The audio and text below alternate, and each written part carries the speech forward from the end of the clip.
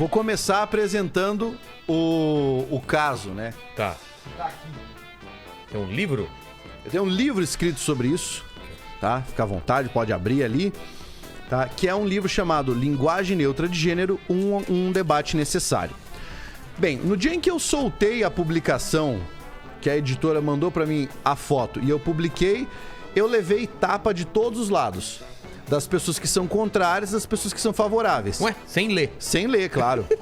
Né? Porque quem é contrário imagina que eu estou a favor, e quem é favorável imagina que eu sou contrário. Exato. Então, o que eu explico dentro desse livro?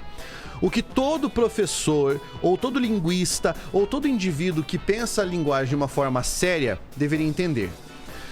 A proposta de uma linguagem neutra de gênero que é feita hoje é o que se chama em linguística de variação linguística diastrática. Nossa. O que significa isso? A língua é algo vivo e ela tem variações. E as variações obedecem a princípios específicos. Eu tenho variação de tempo, então é cronológica. Variação de lugar, então é diatópica, né? Variação de formalidade, certo? Que daí teria a ver com a situação comunicativa, perfeito? Variação de extrato social, que daí é a variação diastrática, enfim. E aí, nós temos que entender que numa língua existe o que uma pessoa fala. Esse é o princípio. Numa língua existe o que uma pessoa fala. Agora, além das variações, nós temos uma coisa que se chama norma padrão. A norma padrão serve para comunicações formais e essa é ensinada na escola.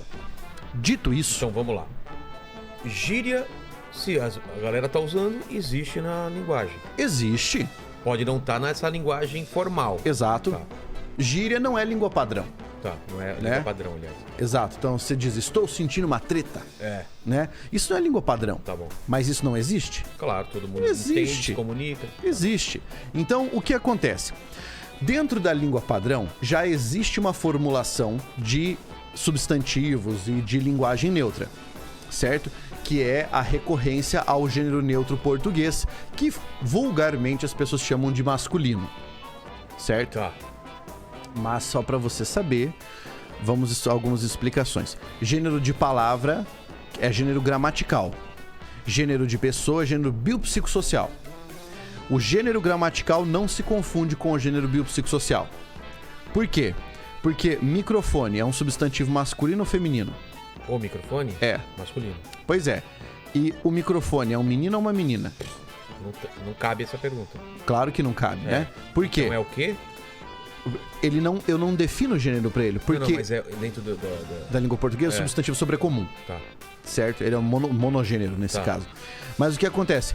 A palavra que representa o microfone, dentro de uma estrutura sintática, faz concordância de forma neutra no português. O que é a forma neutra? O masculino. E por que o masculino? Porque a terminação do masculino era a mesma era semelhante, muito semelhante à terminação do neutro no latim. E como as línguas evoluem para diminuir as coisas e não para aumentar as coisas, Pra facilitar. Sim. isso, lei do menor esforço gramatical, né? É. Lei do menor esforço, o neutro virou o masculino, ou o masculino virou o neutro. Tá. Tá? Não por uma motivação patriarcal, do tipo assim, vamos usar o masculino, é porque o feminino era semelhante ao plural latino. Ah, é? É, e o masculino era semelhante ao neutro latino. E foi por isso, né, essa evolução da língua. Mas a língua ainda continua evoluindo. E então, o que é que nós temos que pensar? Eu tenho um amigo que é não binário, certo? E estou conversando com ele, daí eu falo, cara, você conseguiu fazer não sei o que, não sei o que, não sei o que. E eu falo, porque você é meu amigo, você sabe disso. Daí ele fala, Pablo, eu gostaria de que você comigo falasse amigue e não amigo. O que eu digo pra ele? Eu digo, não vou falar? Não tem problema. Isso não tem problema, porque você é meu amigo, É, entendeu? tá bom. Não há problema, não há crise. Por quê? Que é um acordo entre... É exatamente, é o acordo que nós fechamos no nosso circuito comunicativo, certo? E essa é a variação para que se use dentro do grupo. Então, cara, não existe nenhum tipo de prejuízo para a língua se nós considerarmos a linguagem neutra de gênero em qualquer sistema, ilo, ilix, arroba, qualquer coisa. Se a pessoa utilizar isso no contexto de comunicação dentro do extrato social que utiliza. O que é descabido? É descabido eu receber um e-mail institucional da minha universidade, eu, como pesquisador, receber bom dia a todos. Ou bom dia a todos, só que daí um arroba no lugar da palavra. Porque esse é um e-mail institucional, ele é formal. Tá naquela... Tá no registro formal, no registro padrão, certo? E o registro padrão não é determinado ao bel prazer. Ele é determinado a partir de um estudo muito longo das formas que são eleitas socialmente. Para uma coisa mudar, primeiro ocorre a mudança, ela vai assentar na língua e a partir de então ela vira norma. Entendi. Sabe? Esse é o processo. Tem isso se chama disso, por exemplo? Biolinguística evolutiva. Claro, o caso do vossa mercê até virar você. Exato. E os metaplasmos que foram aplicados nessa palavra foram todos metaplasmos motivados pela fala. Então, vossa mercê pode vir aqui, mas pensa um português falando vossa mercê. Nós falamos abertamente. Vossa mercê. O português fala assim. Vossa mercê. Vossa mercê. Perfeito? Vossa mercê.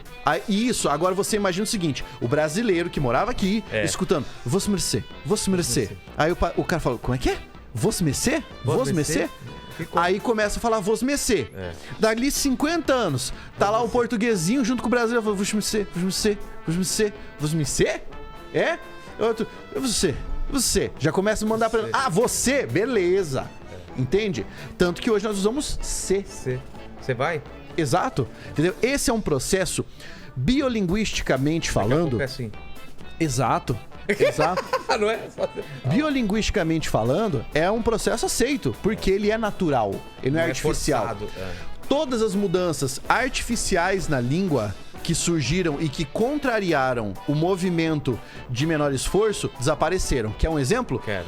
Lembra quando nós escrevíamos na internet, isso é da tua época e da minha com certeza, Naum, N-A-U-M? Por que as pessoas não escrevem mais Naum hoje? Porque dá um trabalho da porra. E por que escreviam na época? É contra-evolutivo, porque aquilo era moda. Ah, tá. Aquilo era moda. Acento. Não faz sentido isso. Entendeu? E aí é mais difícil, são mais... Então não pega. Não assim. pega, isso não pega. O que pega é o menor esforço. É por isso que hoje você tem FDS, PQ, KD, entendeu? É por causa disso. É a lei do menor esforço. É a evolução natural de uma língua. Certo? Essa é a evolução natural de uma língua, assim como é a tendência daqui 200, 300 anos não haver mais acento grave indicativo de crase. Entendi. Isso é tendência. Mas enfim, o que eu quero dizer com isso? Se você está na rede social e começa a falar, eu acho que não pode essa linguagem neutra porque vai acabar com o português. Não vai acabar. Certo? Não vai acabar com o português.